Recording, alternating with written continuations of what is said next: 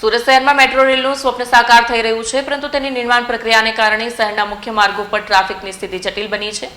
ખાસ કરીને જ્યારે બોર્ડની પરીક્ષાઓ નજીક છે ત્યારે શિક્ષણ વિભાગ અને ટ્રાફિક પોલીસ માટે વિદ્યાર્થીઓને સમયસર કેન્દ્ર પર પહોંચાડવા એક મોટો પડકાર છે।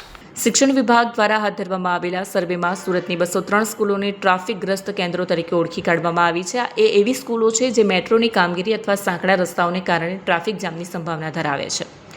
Zonal officer, assistant zonal officer અને શાળાના આચાર્યોના સંયુક્ત નિરીક્ષણ બાદ આ યાદી તૈયાર કરાઈ છે। આ 203 કેન્દ્રો પર પરીક્ષાના દિવસો દરમિયાન ટ્રાફિક પોલીસનો વિશેષ કાફલો તૈનાત રહેશે, જેથી વિદ્યાર્થીઓની અવરજવર માટે ગ્રીન કોરિડોર જેવી સ્થિતિ જળવાઈ રહે। શહેરના ટ્રાફિક મેનેજમેન્ટમાં સૌથી મહત્વનો નિર્ણય જહાંગીરપુરાથી કતારગામ તરફના રસ્તા માટે લેવાયો છે। હાલમાં રોડનો એક ભાગ બંધ હોવા છતાં કલેક્ટર, મ્યુનિસિપલ કમિશનર અને પોલીસ કમિશનરની સંયુક્ત બેઠકમાં લેવાયેલા નિર્ણય મુજબ પરીક્ષાના સમયગાળા દરમિયાન આ બ્રિજ પર 2 વે ટ્રાફિક શરૂ રાખવામાં આવશે। આ નિર્ણય માત્ર વિદ્યાર્થીઓની સુવિધા માટે લેવાયો છે, જેથી જહાંગીરપુરા અને રાંદેર વિસ્તારના વિદ્યાર્થીઓ સરળતાથી કતારગામ બાજુના કેન્દ્રો પર પહોંચી શકે અને તેમનો કિંમતી સમય નહીં વેડફાય। ડીઈઓ ભગીરથસિંહ પરમારે જણાવ્યું હતું કે આ વર્ષે સુરત પ્રશાસને ટેકનોલોજીનો સ્માર્ટ ઉપયોગ કર્યો છે। તમામ 561 સ્કૂલો માટે વિશેષ QR કોડ તૈયાર કરવામાં આવ્યા છે, જે વિદ્યાર્થીઓની હોલ ટિકિટ પર ઉપલબ્ધ રહેશે। આ સુવિધાને કારણે વિદ્યાર્થીઓ અને વાલીઓ અજાણ્યા કેન્દ્રો શોધવામાં મૂંઝવણમાં મુકાશે નહીં અને ટ્રાફિકની સ્થિતિને આધારે પોતાનો રૂટ નક્કી કરી શકશે।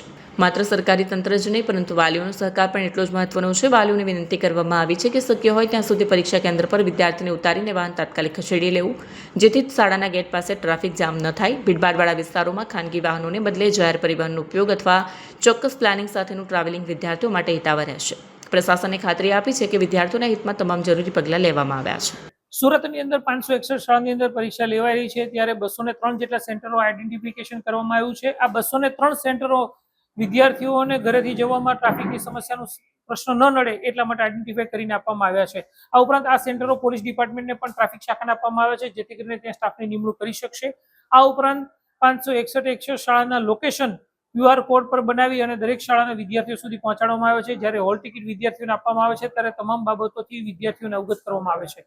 આ ઉપરાંત QR કોડ સ્કેન કરી વિદ્યાર્થી પોતાના ઘરથી પરીક્ષાનું સેન્ટર કેટલું દૂર છે તે પણ બાબતો જાણી શકશે, જેથી કરીને વિદ્યાર્થી પરીક્ષામાં સમયસર પહોંચી શકે। વિદ્યાર્થીઓને ઘણીવાર પરીક્ષામાં મોડા પહોંચવાથી એવી મુશ્કેલીઓ સર્જાતી હોય છે કે ગભરાટની અંદર પોતાનું પરફોર્મન્સ આપી શકતા હોતા નથી, જેથી કરીને વિદ્યાર્થીઓ માટે થઈ સુરત જિલ્લા વહીવટીતંત્ર તમામ આચાર્યો સજ્જ છે, જેથી કરીને વિદ્યાર્થીઓ સારી રીતે પરીક્ષા આપી શકે।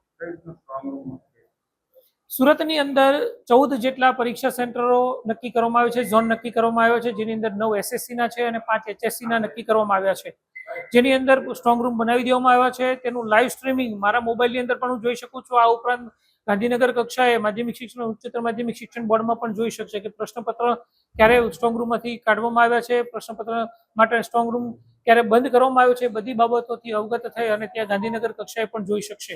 આ ઉપરાંત સરકારી પ્રતિનિધિઓ માટે પણ સરસ મજાની વ્યવસ્થા કરવામાં આવી છે, જેમને જે ફાઇલ આપવામાં આવે છે, રોજે રોજ અલગ અલગ સરકારી સ્કૂલોમાં જવાનું, પરીક્ષા સેન્ટરોમાં જવાનું હોય છે, ત્યારે જે તેમને ફાઇલ આપવામાં આવે છે તેની ઉપર પણ QR કોડ આપવામાં આવ્યો છે, જેથી કરીને ઝોન કચેરીથી પરીક્ષાનું સેન્ટર કેટલું દૂર છે એ નાની નાની બાબતોની તકેદારી રાખવામાં આવી છે કે સરકારી પ્રતિનિધિ પહેલા દિવસે કયા ગયા છે, બીજા દિવસે કયા ગયા છે, એ બાબતથી લઈ તમામ પ્રકારની સૂચનાઓ, નાની નાની સૂચનાઓ પણ ફાઇલ ઉપર ચિપકાવવામાં આવી છે, જેથી કરીને સરકારી પ્રતિનિધિ સારી રીતે પરીક્ષા લઈ શકશે।